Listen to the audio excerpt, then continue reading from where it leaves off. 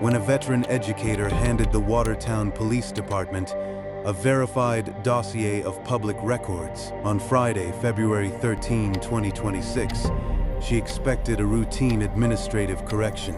Instead, she triggered an institutional meltdown. What followed was a multi-state scramble involving fake addresses, courtroom shopping, and a frantic attempt to bury a paperwork trail that stretched 58 miles north to Manchester, New Hampshire. This is the anatomy of a cover-up under color of law.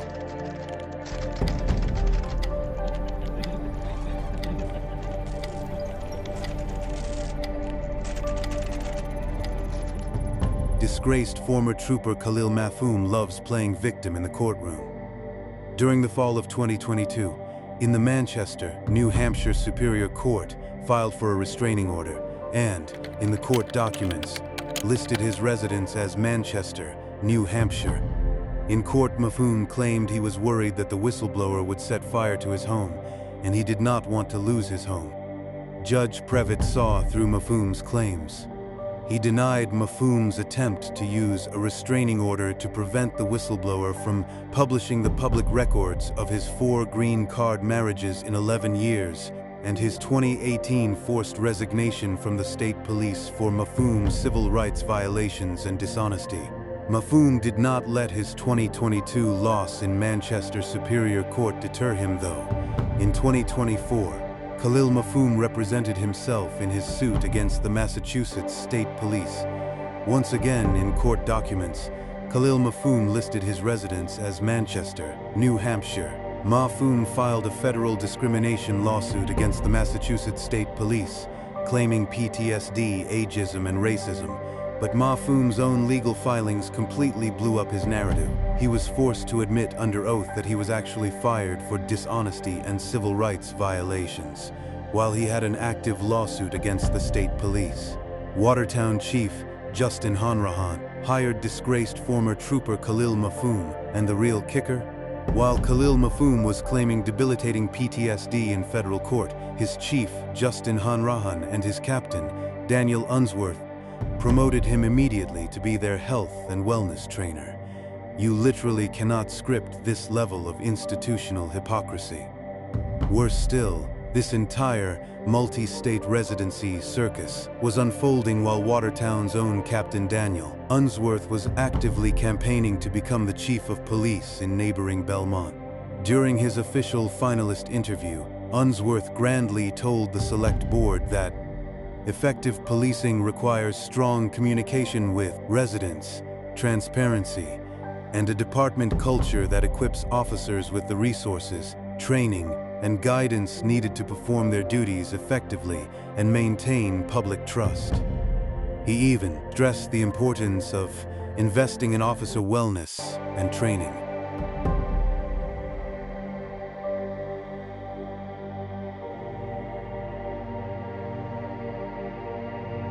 Chief/consultant/lawyer/author Justin Hanrahan and his captain, Danny Unsworth, could co-teach a course in double standards. While Hanrahan and Unsworth are preaching transparency and strong communication, they were simultaneously orchestrating out-of-district court shopping in West Roxbury to enable subordinate Khalil Mafhum's multi-state residency fraud and to cover up his state police forced termination for dishonesty and civil rights violations. Nothing screams executive leadership quite like preaching community trust, ethics, and transparency while dragging a municipal department into a fraudulent cross-border lawsuit to protect a compromised hire. The panic reached a fever pitch on Tuesday, February 17, 2026. That day, Officer Khalil Mafhum, the disgraced former state trooper with a documented history of dishonesty and civil rights violations, once again remortgaged his primary home in Manchester, New Hampshire. Under penalty of perjury, Mafhum signed a federal residency affidavit, swearing that he lived right there in the Granite State. Timing was not a catastrophic accident for the department. It was meticulously planned.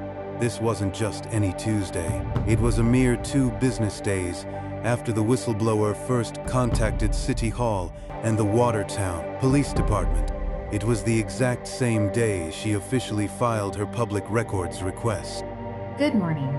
Pursuant to the Massachusetts Public Records Law, I am requesting a copy of the following records regarding Officer Khalil Mafhoum, the hiring application submitted to Watertown PD, any internal affairs logs or disciplinary files, and internal correspondence between the police chief and town manager regarding the vetting of his general discharge from the Massachusetts State Police. Officer Khalil Mafhoum wasn't caught off guard. He deployed a trick he'd been using for years.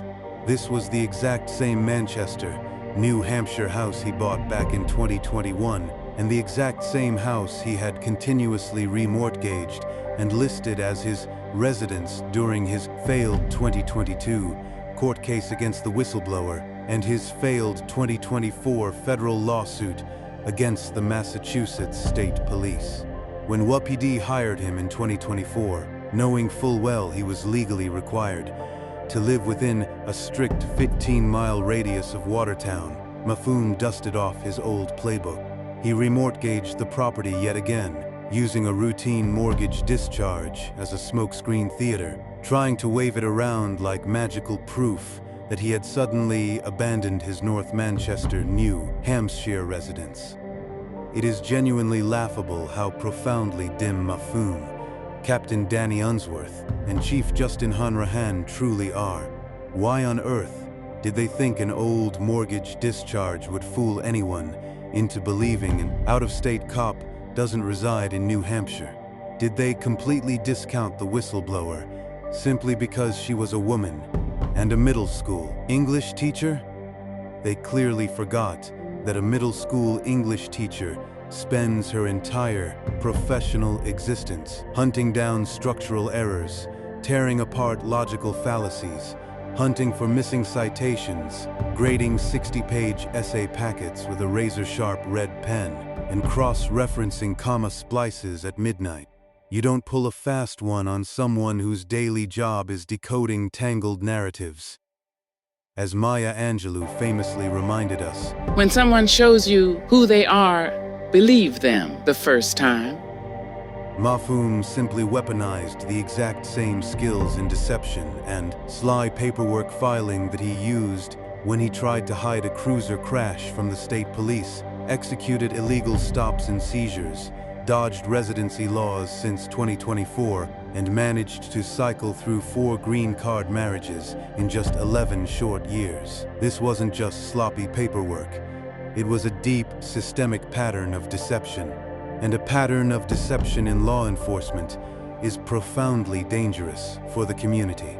When an officer routinely lies on federal mortgage affidavits, hides cruiser crashes, subverts constitutional search and seizure laws, and treats the law as a personal suggestion, he is a ticking liability on the street. A badge and a gun require the absolute highest standard of candor. If a cop is willing to lie to banks, judges, and state police brass to protect his own skin, what happens when he's standing on a dark street corner, holding someone else's freedom, property, or life in his hands? This wasn't just sloppy paperwork. It was a deep, systemic pattern of deception. And a pattern of deception in law enforcement is profoundly dangerous for the community. When an officer routinely lies on federal mortgage affidavits, hides cruiser crashes, subverts constitutional search and seizure laws, and treats the law as a personal suggestion, he is a ticking liability on the street. A badge and a gun require the absolute highest standard of candor. If a cop is willing to lie to banks, judges, and state police brass to protect his own skin, what happens when he's standing on a dark street corner, holding someone else's freedom, property, or life in his hands? This was the very definition of the good trouble that the late Congressman John Lewis spoke of. I met Rosa Parks at the age of 17. In 1958, at the age of 18, I met Martin Luther King Jr., and these two individuals inspired me to get in the way, to get in trouble. So I come here to say to you this morning, on this beautiful campus, with your great education, you must find a way to get in the way. You must find a way to get in trouble, good trouble, necessary trouble. As young people, you must understand that there are forces that want to take us back to another period. But you must say that we're not going back. We made too much progress and we're going forward. There may be some setbacks, some delays, some disappointment, but you must never, ever give up or give in. You must keep the faith and keep your eyes on the prize. That is your calling, that is your mission, that is your moral obligation, that is your mandate. Get out there and do it. Get in the way. This was the very definition of the good trouble that the late Congressman John Lewis spoke of, kind of necessary, disruptive resistance required when powerful institutions choose corruption over conscience. She didn't step forward out of malice. She stepped forward because true citizenship demands that someone stand up and say, "Not on my watch." After days of deafening silence, Detective Lieutenant Ken Swift finally broke the department's wall on February 20, attempting to pull the whistleblower into a private orbit. "We have received your recent emails. Pursuant to MGL Chapter 66, Section 10, the town has 10 business days to respond. To help keep the process efficient and coordinated, I ask that all future correspondence regarding this matter be sent to me. I would like to look into this matter further and would appreciate the opportunity to speak with you directly. Please provide your full name and a contact telephone number." The whistleblower's response was a savage boundary setting. She wrote back, I am writing to acknowledge your request for a private conversation. Please be advised that I decline. To be clear, I am not the source of this situation. Officer Mafum's own documented history is, at this time, I do not believe a direct conversation is necessary. The evidence exists in the public record and speaks for itself. I believe it is in the public interest that this matter is not handled through unrecorded private phone calls, but through a formal, documented review. Rule number 1 when dealing with an institution scrambling to cover its tracks: never talk to cops without a warrant and a lawyer. Why? Because a police interview is never a friendly chat. It is an intelligence-gathering exercise designed to find a hook, twist your words, and maneuver you into a defenseless corner. When you are holding the objective paper trail, you don't step into their backroom parlor to negotiate on their terms. You keep everything in writing, anchored to the immutable public record. Just 9 days later, at 8 a.m. on February 26, Mafum's old mortgage officially discharged. Hours later, realizing the paper trail was entirely bulletproof, Mafum and his supervisor, Captain Danny Unsworth, packed up and went completely out of district to the West Roxbury District Court. Backed by Boston E5 officers Pat Kelly and Nancy Salucci, Mafum stood before a judge in full uniform and on duty, with their police radios literally crackling in the background.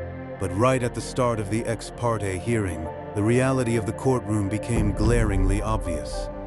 Judge John Garner read the affidavit, looked right at it, and immediately realized there was zero evidence of any imminent physical threat. Instead of throwing the petition out, the judge told Mafum and Unsworth to step aside so he could practically coach them through it. To pull it off, Mafum looked the judge in the eye and swore under oath that he lived locally on a street called Manchester Street, conveniently omitting the New Hampshire part and leaning on a street name that literally does not exist anywhere in West Roxbury. When the system is built on a foundation of sand, even the street signs start disappearing. With zero evidence of an imminent physical threat, Judge John Garner essentially had to coach Mafum through the hearing.